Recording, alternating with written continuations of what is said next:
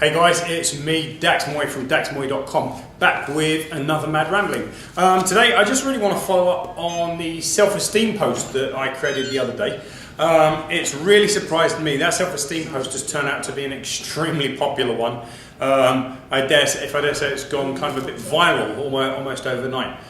So, you know, lots and lots of people have been through it. Lots and lots of people commenting that maybe for the first time they've really understood self-esteem and they've really understood why maybe it seemed so hard to get their own self-esteem in order, to really make any big difference. Because let's face it, you know, a lot of what happens with people around the self-esteem issue is that someone with low self-esteem speaks to someone with seemingly higher self-esteem who says, come on, you just got to have faith, you just got to believe in yourself, you just got to do those things that scare you, and once you do them you're going to get higher self-esteem. It all sounds like it makes sense, but the big question that's always gone through my mind is, how the hell do you get to that point?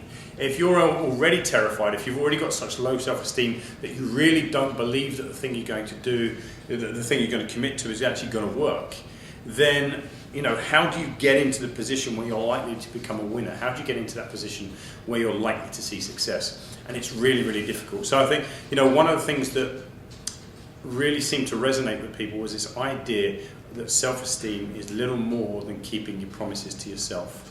Because what is self-esteem? What is that self-worth? It's really the belief in yourself. It's the belief that what you're saying to yourself is true. And how do we know truths? We know truths because someone tells us something, they make a promise, they say you're going to do something, and they do it. So if a person came into your life and repeatedly told you that they were going to do this certain thing for you and repeatedly failed to deliver, at some point you would stop trusting them, you would hold them in lower esteem.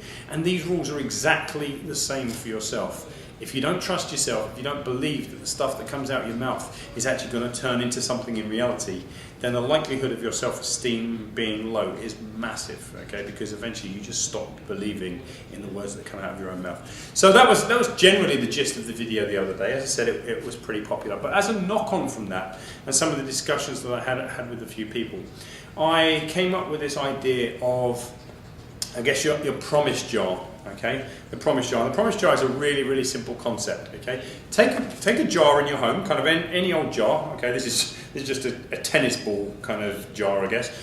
Take any old jar in your home, and every single day when you've kept your promises, any one of them, just every time you keep a promise, write it on a slip of paper, drop that slip of paper into your promise jar. That is how simple this is, right? Now over time you'll see that what's happening is inside of the jar and more notes and slips of paper about the things that you've actually followed through on. You know, you're looking at it and you go, wow, I'm actually keeping my word. I'm actually doing the things I said I was going to do. Okay, any day when you're feeling a bit low, any day where you're feeling a lot of doubt, you can go back to your promise jar and you've got to have proof sitting in this jar of all the promises that you've kept yourself up to this point. Now you may feel that you don't need it, but what I'm going to suggest is that you try it anyway. I think it'd just be a bit of fun, a bit of personal reinforcement until you get used to keeping your promises. But I think this would be a really, really good tool for you as adults, but maybe even for your children. Okay, but both for you and your children, there could even be something else that tags alongside of this. What if, for example, what if in your case, you know, every time you kept a promise, you dropped a pound coin or a dollar bill in there alongside of the note. Maybe you use a yellow post-it note and you take a $1 bill out of your pocket or a £1 coin and you stick that post-it note against that and you say what that dollar was earned for. Okay, there you go.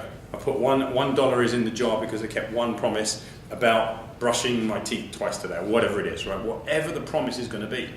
Over time, you're actually going to see that there's actual, you know, we spoke about the idea of it being like a bank account, well, you could turn this into almost like a literal bank account, okay? Just small rewards. Now, at the end of it, once you fill up this jar with promises, not only do you get the benefit of having all the promises, but now you're going to have a whole bunch of pound coins or a whole bunch of dollar bills or whatever your currency is, all sitting in this jar, which really you should then be going out to treat yourself with. Say, hey, I followed through on everything I said I was going to do, and let me see how much is in the jar, and let me go and treat myself. Now this bit is just, you know, this is just an additional kind of play thing that you can tag on to the end of it. But I think it might make it a little bit more fun. But at the very least, try out the idea of the promise jar. Just you know, every time you keep a promise across the course of the day, write it on a scrap of paper, write it on a post-it note.